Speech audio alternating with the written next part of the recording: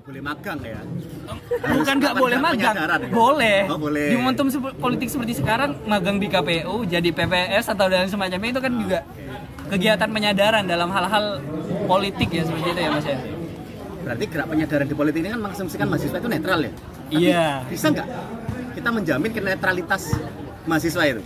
Katakanlah misalkan ya, ternyata mahasiswanya nggak netral, terus melakukan gerak penyadaran itu bahwa kira gerak penyadaran kok kayaknya keras ya, kayaknya orang-orang nggak sadar semua. Gerak apa ya, gerak pendidikan ya mungkin ya. Ya, pendidikan sebenarnya penyadaran kalau di Paulo Freire ya, pendidikan kami yang tertindas itu ya. Nah, nggak apa-apa, kita istilahkan gerak pendidikan gitu ya. Kira-kira bisa nggak kita menjamin netralitas itu? Karena kalau nggak netral kan bisa jadi malah masyarakat malah dibingungkan gitu kan, sama hate speech, apalagi kalau umpama sudah muncul apa tertutup gitu ya, terpolarisasi itu bisa jadi nggak akademis lagi nanti bahasa-bahasa yang muncul di bawah, ya kan? Malah yang ada malah memecah belah masyarakat misalkan seperti itu. Gimana kalau Bang? Kalau menurut saya ketika kita menjadi mahasiswa, kita harus apa? Kita harus tetap teguh dengan kekayaan idealisme kita, Mas. Oke. Aku sih sepakat seperti itu. Caranya dan ya? kita mengasahnya di apa? Misalkan kita gabung HMI, dan itu menurut saya tetap mempertahankan konsistensi idealisme kita. Jadi seperti itu Mas, ketika kita udah paham akan hal pemahaman bagaimana idealisme sebagai seorang mahasiswa, masalahnya kalau misalkan diintervensi oleh partai politik tertentu, kita juga punya pegangan dong. Istilahnya nanti ketika kita terseret, kita tahu alasan kita kenapa afiliasi politik partai politik kita masuk ke ranah sana, entah dari segi ideologi atau segi pragmatisme seperti apa. Nah seperti itu sih Mas. Oke. Berarti harus punya organisasi pegangan sendiri ya untuk melawan, untuk apa? Menjaga idealisme kita gitu ya. Oke, menarik. Yang lain mungkin? Jangan dicampur. Ada yang mau berpendapat lagi? Nggak apa-apa, bebas saja. Jangan berpikir bahwa pendapat kalian itu konyol ya. Nggak apa-apa, kita apresiasi. Kan biasanya kalau berpendapat itu ini ya, pendapat saya kok kayaknya konyol gitu ya. Buang jauh-jauh itu, terus keluarkan semuanya. Karena orang yang berani speak up, orang yang berani ngomong itu adalah salah satu indikator demokrasi yang baik gitu ya. Oke? Gak apa-apa, ngomong aja. Oh iya, silakan. Siapa namanya? Torik. Oh iya, Torik. Silakan Torik. Ya mungkin ini sih Mas, ada hal yang menarik yang ketika aku jumpai di masyarakat seperti itu. Karena pernah juga ngeriset teman-teman mungkin sebatas umur pelajar ya, kelas 3 SMA, kelas 2, kelas 1 SMA terkait yang namanya politik. Itu 2 kali Mas kita ngeriset itu. Pertama SMA Negeri 5 Bogor, sama dari teman-teman IPNU IPPNU di Jombang. Dan rata-rata pertanyaannya cuma satu Mas, satu kata dari otak atau pikiran teman-teman terkait yang namanya politik seperti itu. Dan akhirnya kata paling besar yang ada di sana adalah uang, pembohong, kekuasaan, perampok dan sebagainya. Itu mindset yang berbau jelek lah. Negatif semua. Dan itu menandakan bahwa ya yang ada di masyarakat saat ini tidak bisa kita bohongi bahwa politik itu jelek, politik itu buruk, politik itu kotor dan sebagainya. Dan menurutku sebagai mahasiswa, hal pertama yang mungkin kita pahamkan kepada masyarakat adalah bagaimana politik itu bisa menentukan kita masa depan gitu. Bagaimana politik itu memang seburuk-buruknya politik ya, kalau kita tidak peka dengan apa yang politik, sampai kapanpun politik itu kotor gitu. Dan bagaimanapun tapi aku percaya Mas, setiap ilmu itu pasti baik lah, kayak gitu. Mungkin ya kan mungkin kita beragama Islam kan ya, al ilmu nurun wa nuru wahilayim dalil asih ya kan. Ilmu itu adalah cahaya, dan cahaya Allah itu tidak bisa bercampur dengan kemaksiatan kayak gitu. Nah sama halnya dengan ilmu yang lainnya, ilmu politik pun juga suatu hal yang baik jika memang ketika pelaksanaannya itu baik. Berarti misalkan ada stigma yang buruk terkait atau stigma yang kotor terkait politik, berarti kan itu hanya asumsi dan juga orang-orang yang tidak bertanggung jawab yang menjadikan memframing politik buruk gitu.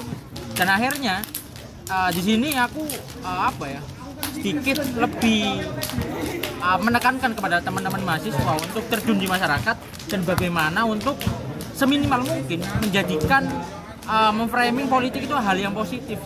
Politik itu asik, politik itu memang suatu hal yang memang dibutuhkan oleh kita. Seperti itu. Nah, dan juga mungkin itulah bentuk dari itulah bentuk dari keterlibatan mahasiswa untuk terjun di dalam masyarakat. Nah, ini mungkin sedikit berseberangan ya dengan apa yang disampaikan oleh teman-teman yang lain seperti itu. Terkait masalah idealisme ketika magang dan juga yang lainnya. Justru kalau kataku Mas ya, adanya program-program pemerintah itu menjadikan pemikiran mahasiswa itu menjadi hal yang ada dua pecah lah seperti itu. Mungkin sedikit tidak berfokus kepada pengabdiannya ke masyarakat, tapi berfokus yang bagaimana menguntungkan individunya, mengembangkan value, mengembangkan soft skills diri kayak gitu. Adanya MSIB, MBKM dan sebagainya, program-program dari pemerintah, menurutku itu mungkin untuk diri mahasiswa itu hal yang bagus untuk karir pasca kampus. Tetapi untuk bagaimana berproses di kampus, yang itu teman-teman di sini juga bertanggung jawab untuk masyarakatnya nanti di rumahnya masing-masing. Akhirnya orientasi itu tidak ada. Teman-teman ini bisa dibuktikan dengan diskusi di kampus-kampus Mas. Ketika teman-teman berdiskusi, ketika teman-teman itu alumni dari program-program dari pemerintah, MBKM ataupun MSIB, orientasi teman-teman itu ketika pekerjaan itu hal yang tinggi Mas.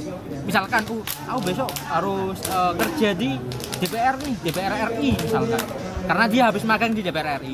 Oh, aku harus kerja di KPU RI nih, Bawaslu RI nih, besok ada pembukaan CPNS, kita kerja di sana atau di kementerian dan sebagainya. Akhirnya cita-cita yang teman-teman orientasi itu bukan terlalu tinggi ya, terlalu bukan ya, aku nggak bisa menolak ataupun melarang ya, tetapi ada hal lain yang ini ya, teman-teman yang mengisi nantinya di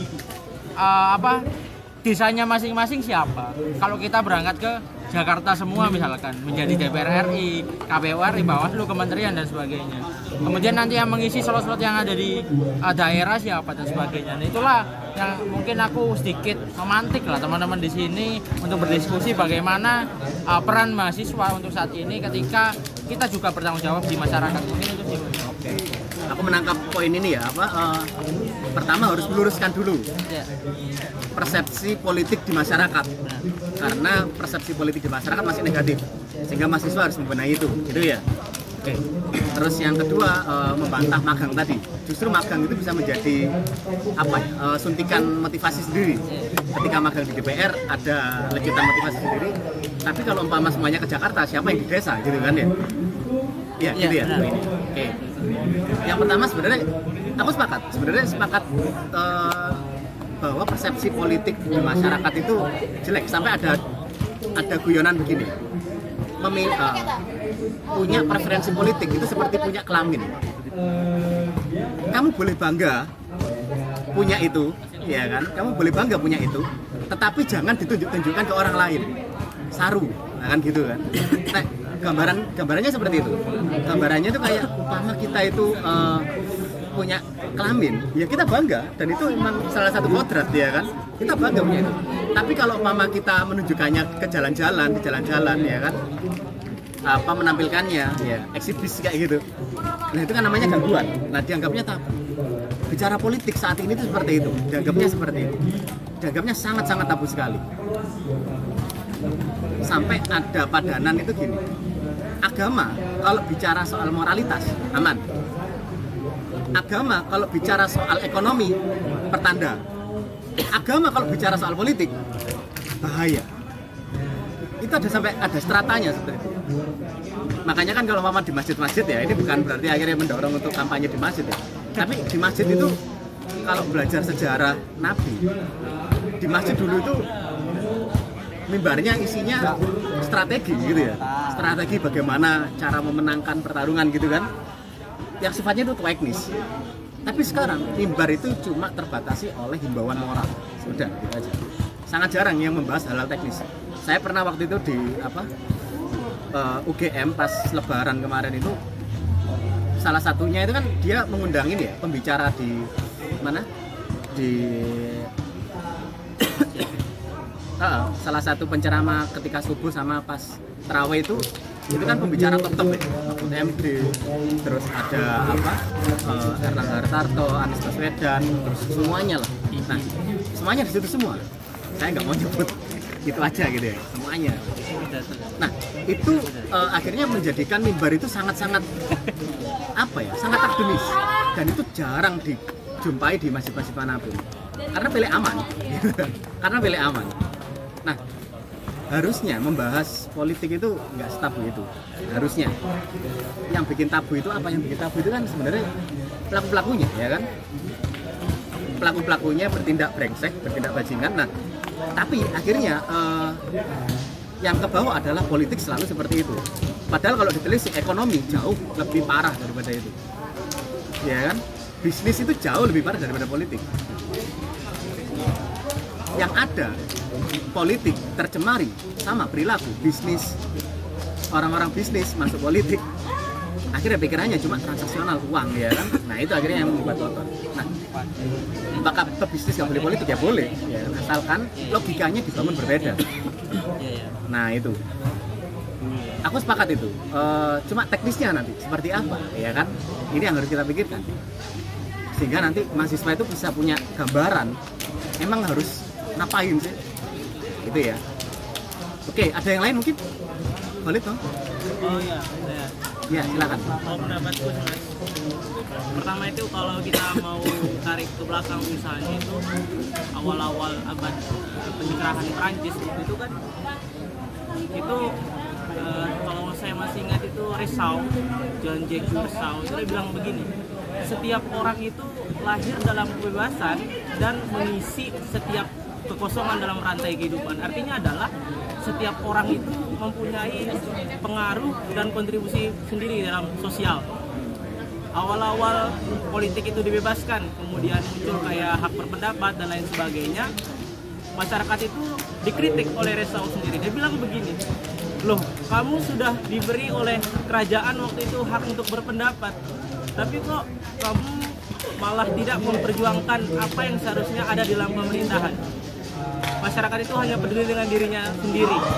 Itu juga yang terjadi di Inggris misalnya abad 17, waktu orang revolusi segala macam, dia bilang begini, saya ingin revolusi, artinya raja cukup memegang kekuasaan, makna carta dirikan, kami tidak mau seperti Louis dipenggal, kami mau raja ini cukup memberikan haknya kepada parlemen. Nah, kalau kita lihat itu sebetulnya peradaban dunia ini kita diajarkan bahwasanya manusia itu adalah sosok yang dia mengejar apa yang disebut dengan bisnisnya sendiri.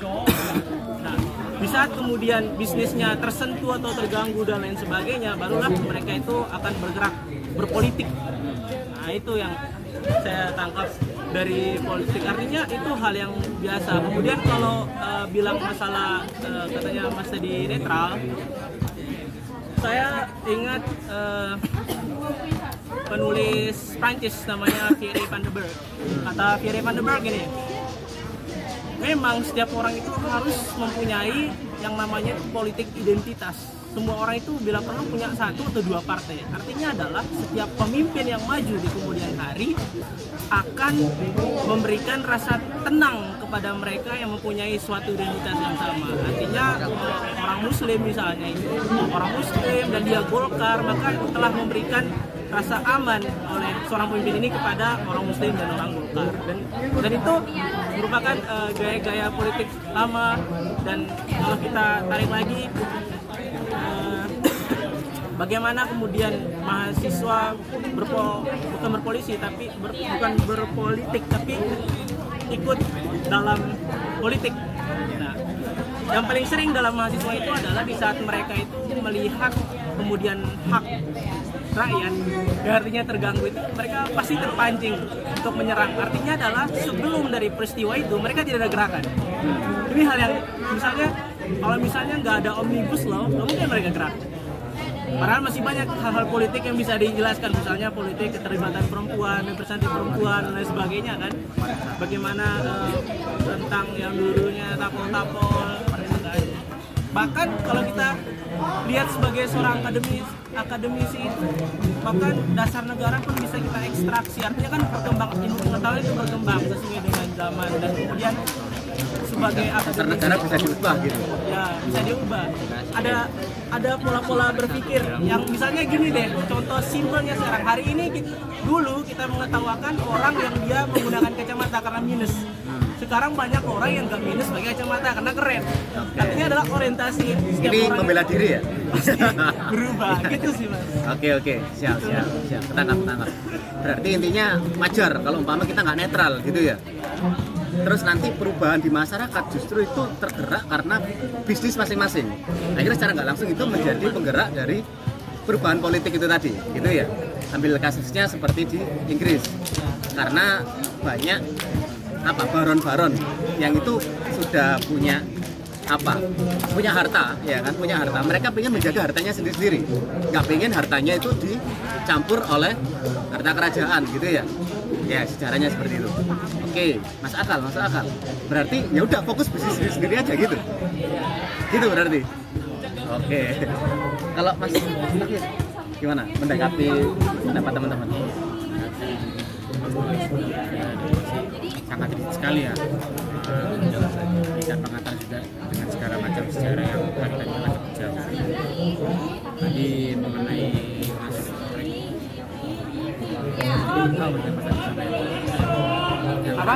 persepsi masyarakat. Kalau yang terakhir soal magang itu ya nggak apa-apa ya kan. Memang asalkan nanti bisa menjadi ini kan, ada cost and benefitnya. Baik, mengenai persepsi masyarakat ya, ini menarik juga karena aku juga aktif di NGO. Karena ya kita juga mengkaji beberapa permasalahan di jadi mahasiswa gitu ya. Salah satunya juga magang. Magang ini juga menjadi salah satu bagaimana perubahan pola pikir mahasiswa yang memang awalnya difokuskan kepada pendalaman kejuruan perguruan tinggi, pengabdian, pendalaman secara akademis. Sekarang berpindah kepada hal-hal sesuatu yang memang ya tujuannya mana-oriented, kata dengan Mas Fakir tadi ya. Mahasiswa sekarang lebih dihadapkan dengan permasalahan-permasalahan yang memang dihadapkan mahasiswa ya ada dapat uang, ada pasti mau.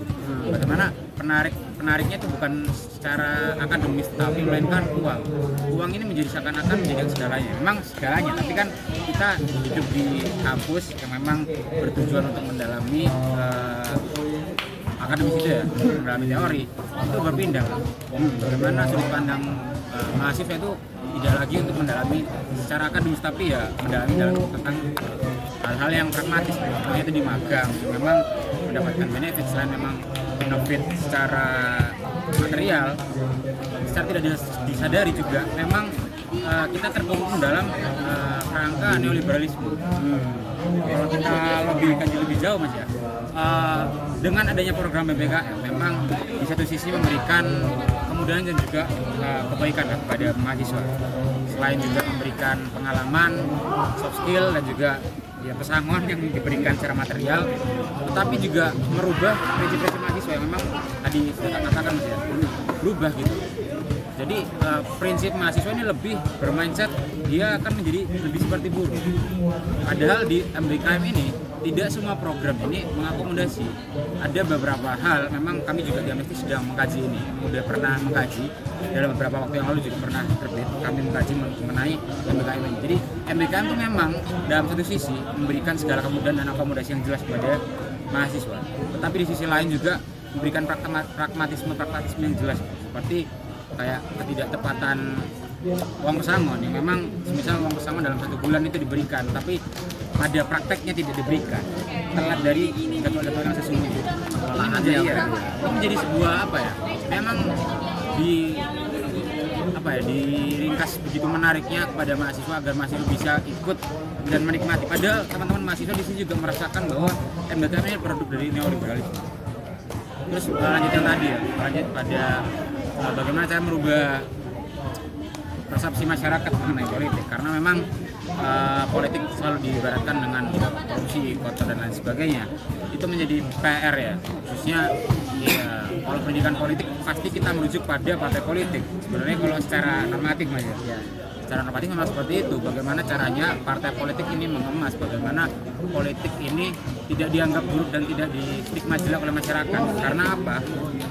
Politik ini bagi masyarakat secara sadar dan tidak sadar kita adalah aktor politik.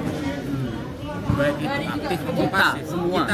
Kita semua. Oke. Ya, kita bisa mendiferensiasikan bagaimana itu partisipasi politik aktif dan juga pasif. Tadi mungkin sudah juga disebutkan. Kalau aktif ya kita ikut kontestasi, kita memilih. Tapi secara pasif kita bayar pajak. Itu juga menjadi salah satu contoh dari partisipasi pasif.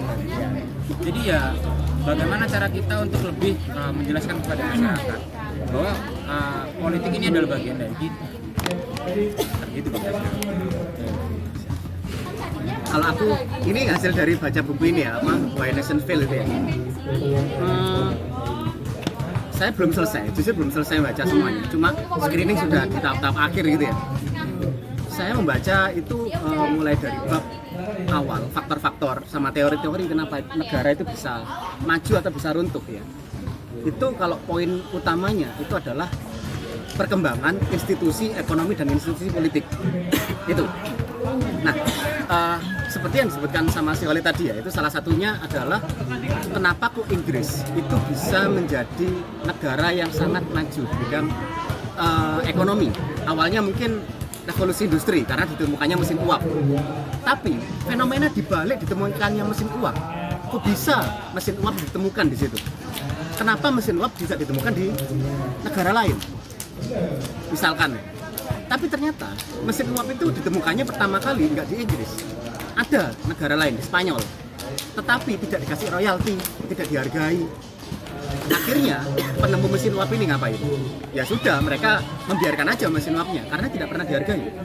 Tapi di Inggris waktu itu penemu mesin uap dihargai, dikasih hak royalti, dan mereka mendapatkan benefit dari invention yang mereka lakukan, teknologi yang mereka temukan. Nah kan gitu. Nah salah satunya ini adalah institusi ekonominya itu berkembang. Mereka menghargai hak milik warga. Akhirnya warga bisa berinovasi ekonomi. Mereka berinovasi, mereka mau istilahnya itu mau mengeluarkan semua jeripayah mereka untuk menemukan atau menciptakan sesuatu. Karena mereka percaya pemerintah akan melindungi mereka, kan gitu ya. Intinya seperti itu. Inggris pernah ada revolusi itu.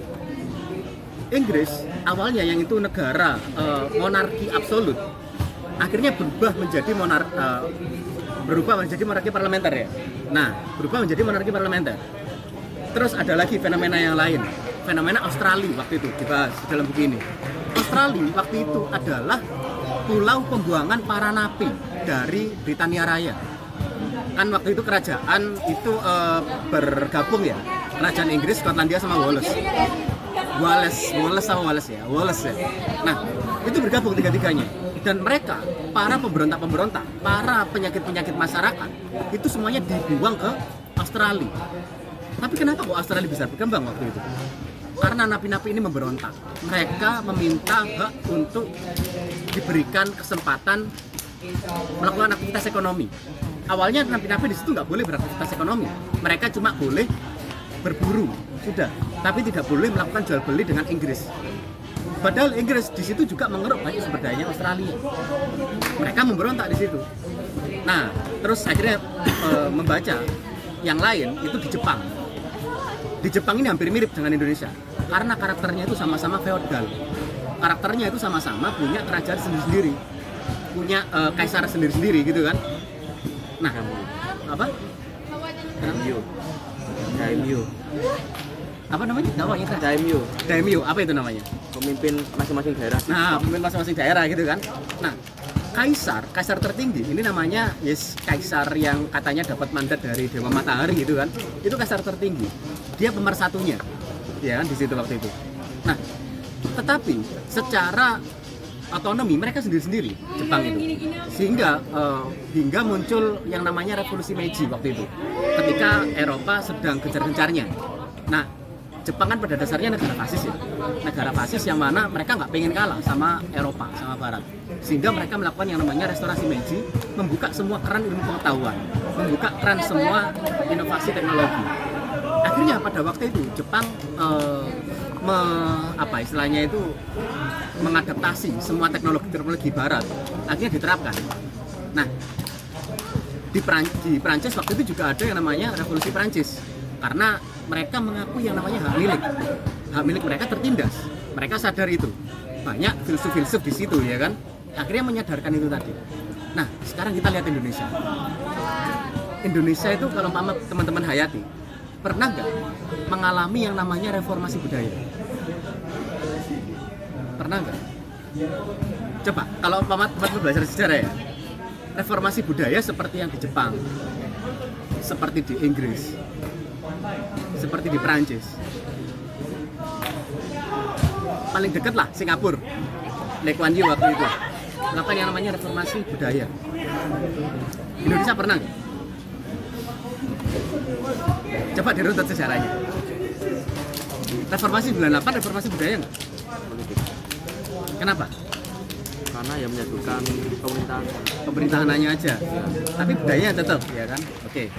Sekarang coba kita melakukan pendekatan sejarah ya. Ini sebelum apa? Kita coba sama-sama mendiskusikan akar masalahnya dulu di Indonesia secara umum. Sebelum kita menentukan kita mau apa, ya kan? Mungkin ini akan panjang. Nah, sejarahnya itu begini. Indonesia ini kan dulu ini kerajaan-kerajaan ya. Kerajaan-kerajaan dia berdiri masing-masing, berperang satu sama lain. Tidak pernah ada pemersatu waktu itu. Katanya Majapahit pemersatu, tapi enggak. Realnya kontrolnya Majapahit itu tidak sedalam itu. Masih ada kerajaan-kerajaan yang mereka berdiri sendiri, masih ada waktu itu. Jangkauannya luas, iya. Tapi apakah kontrolnya juga sedetail itu? Enggak. Majapahit tidak sedetail itu. Nah, suatu ketika kerajaan-kerajaan ini berperang satu sama lain, transaksi dengan kerajaan-kerajaan lain gitu ya. Makanya dulu itu kan kerajaan itu ada di ada di pinggiran, pesisir. Mereka itu outward karena mereka bertransaksi dengan negara lain, dengan kerajaan lain. Tapi ketika penjajah datang, kerajaan itu akan semakin ke inward, semakin ke pegunungan, karena ingin menghindari sentuhan langsung dengan negara imperialisme Eropa waktu itu. Dijajah. Nah, Eropa metodenya adalah kalau kamu bisnis sama aku, maka kamu harus bisnis sama aku aja, jual ke aku aja, ditindas. Akhirnya negara Eropa bekerja sama dengan raja-raja itu menindas rakyatnya. Bayangkan waktu itu Belanda, Portugis, Spanyol itu berapa besar sih? Seberapa banyak sih? Nggak banyak. Mereka itu cuma punya iming-iming koin emas. Mereka punya iming-iming tentara. Nanti kalau kamu dagangnya cuma sama aku aja, nanti kamu tak bantu mengalahkan kerajaan sainganmu. Nanti kamu mendapatkan koin emas, lah kan gitu. Nanti kamu tak bantu perang sama ini. Mereka punya teknologi itu. Nah, sehingga pada waktu itu negara negara imperial menjajah rakyatnya menggunakan instrumen kerajaan yang mana itu budayanya adalah budaya feodal. Oke ya. Budaya feodalisme semakin diendapkan, semakin diendapkan ke masyarakat. Hingga munculnya yang namanya politik etis di Belanda, ya kan? Di Belanda muncul politik etis. Akhirnya waktu itu harus ada yang namanya hubungan timbal balik antara Indonesia, kerajaan-kerajaan itu. Waktu itu belum ada yang namanya Indonesia, kerajaan-kerajaan itu dengan yang namanya Belanda. Caranya apa? Semuanya orang-orang tertentu harus disekolahkan ke Belanda untuk mencerdaskan, gitu kan, sehingga tidak mengeksploitasi. Tapi waktu itu yang dikirim ke sana siapa? Yang dikirim sekolah ke Belanda siapa? Ingat gak siapa? Kriteria yang bisa dikirimkan ke Belanda pada waktu itu priai, orang yang berdarah biru, punya hubungan langsung dengan kerajaan, lagi-lagi kerajaan. Oke. Akhirnya budaya feodal ini nggak pernah ada perlawanan hingga Indonesia merdeka. Ketika Indonesia merdeka terjadi yang namanya negosiasi dengan kerajaan-kerajaan yang pada waktu itu, kerajaan Yogyakarta misalkan, negosiasi. Terus sama GAM waktu itu Aceh, ya kan? Aceh kan sebenarnya dia tidak mau untuk bergabung ke Indonesia. Karena apa? Karena dia lebih dekat kepada Turki Ottoman sebenarnya. Karena waktu itu ketika perang dibantunya banyaknya sama siapa? Sama Turki Ottoman, pasukan-pasukannya itu. Makanya Inggris itu memutus itu sebenarnya. Nah, akhirnya pada waktu itu, ini khususnya di Jawa ya, khususnya di Jawa, budaya feodalisme itu tidak pernah ada perlawanan. Akhirnya ini yang menumbuhkan mental bangsa Indonesia itu masih bangsa-bangsa yang feodal. Jepang hampir sama sebenarnya. Jepang itu feodal. Kalau dari ini ya, coba dari anime-animenya gitu ya, itu sangat bangsa-bangsa yang sangat feodal. Tapi bedanya di Jepang itu pernah ada yang namanya reformasi budaya, teknologi. Tapi di Indonesia tidak pernah ada reformasi itu. Maka sebenarnya kuncinya seperti apa? Solusinya apa? Seperti Revolusi. Tapi, nah ini saya nggak menganjurkan revolusi ya. Revolusi itu sangat mahal biayanya. Baik materi maupun biaya non materi. Non materinya sangat banyak. Nyawa bisa hilang, ya kan? Nyawa bisa hilang. Kekacauan di mana-mana. Dan kita nggak mau itu, ya kan? Indonesia bisa kolaps. Caranya seperti apa? Melakukan reformasi yang paling efektif. Satu sebenarnya pendidikan. Nah, pendidikan kalau spesifik ya, pendidikan ini feodalisme kan akhirnya menghambat yang namanya politik gitu ya. Nah, kalau bayangan saya, pendidikan politik itu harus dimulai dari tingkat yang paling dasar. Nggak berhenti hanya di kuliah. Contoh pendidikan politik paling dasar itu apa? PPKN. PPKN adalah pendidikan politik, harusnya. PPKN itu harusnya pendidikan politik, harusnya loh ya. Coba, pendidikan keluarga negaraan. Berarti kita dididik untuk menjadi warga negara yang baik. Kalau teman-teman menghayati pendidikan PKN, isinya apa? Garis besarnya loh ya. Isinya apa PKN? Persepsinya teman-teman. Pendidikan moral. Kalau saya spesifiknya gini, PKN itu mendidik bagaimana caranya menjadi warga negara yang patuh. Udah. Patuh. Ini nggak tahu kurikulum saya dulu ya, waktu SD sama SMP. SD caranya, kalau lalu lintas harus berhenti, kalau ada orang tua nyebrang harus kita bantu gitu kan. Kalau ada teman kesusahan ya dibantu. Terus ketika ada polisi kita taat gitu kan. Terus tiba-tiba SMP otonomi daerah, nggak nyambung.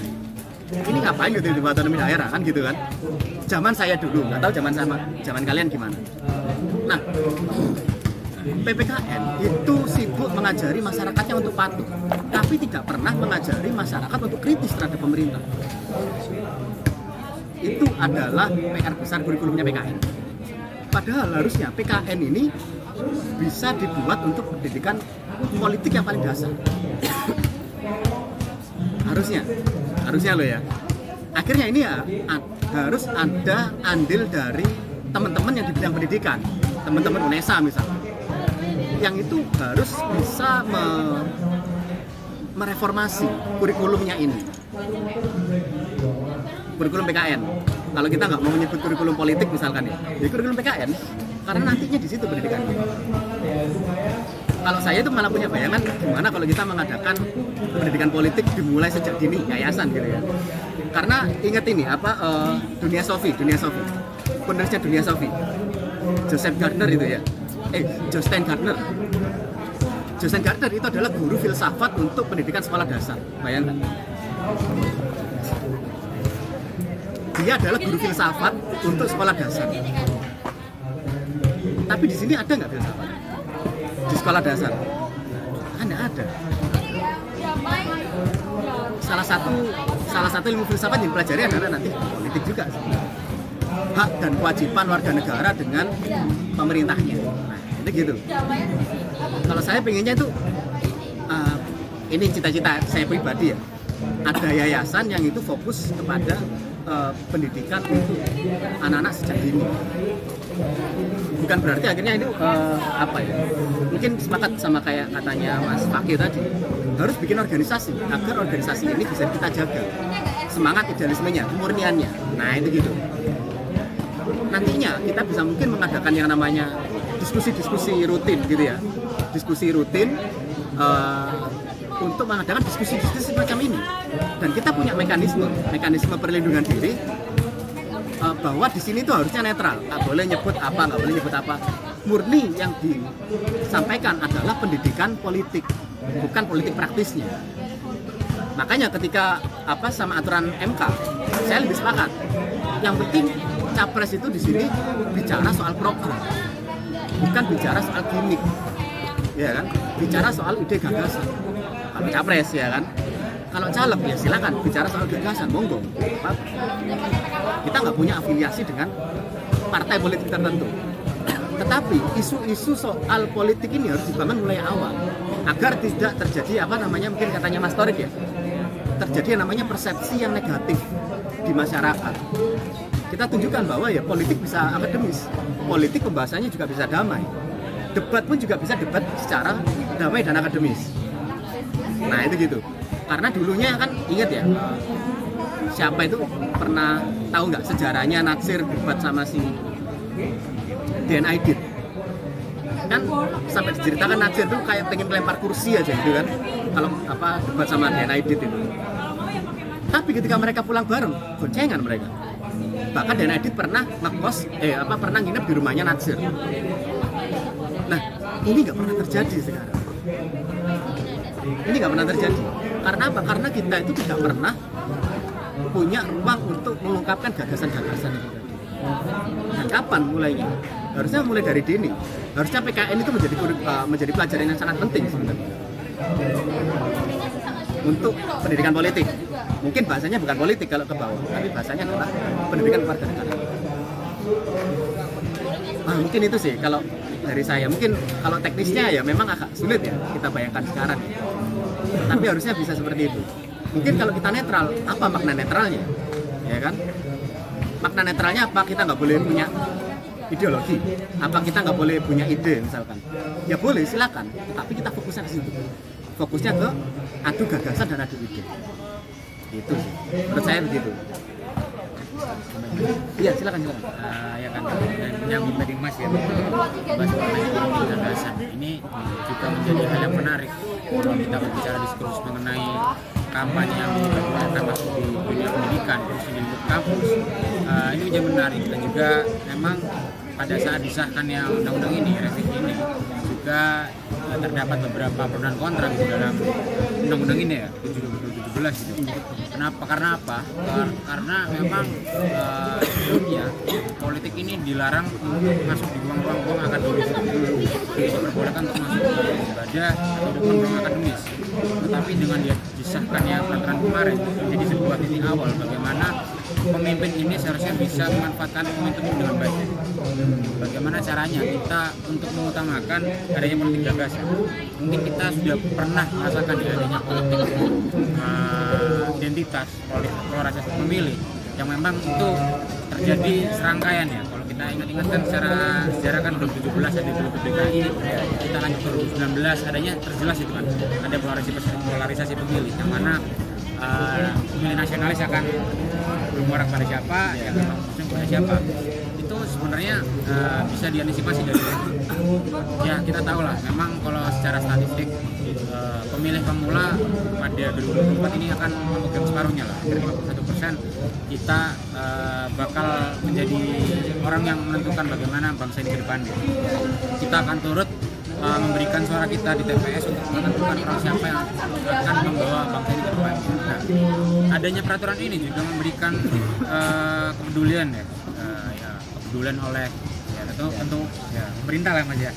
Dengan ya kita tahu dengan adanya 51% pemuda perlulah memasuki politik di ruang akademis gitu. Ya, pemanfaatan ini harus disempurnakan dengan jelas dan juga ya memang kan kalau politik masuk ke ruang akademis terkadang memang kesannya rawan akan penyalahgunaan. Nah ini juga penting bagi lembaga negara yang memang berkompetensi di bidangnya, PU, kampus.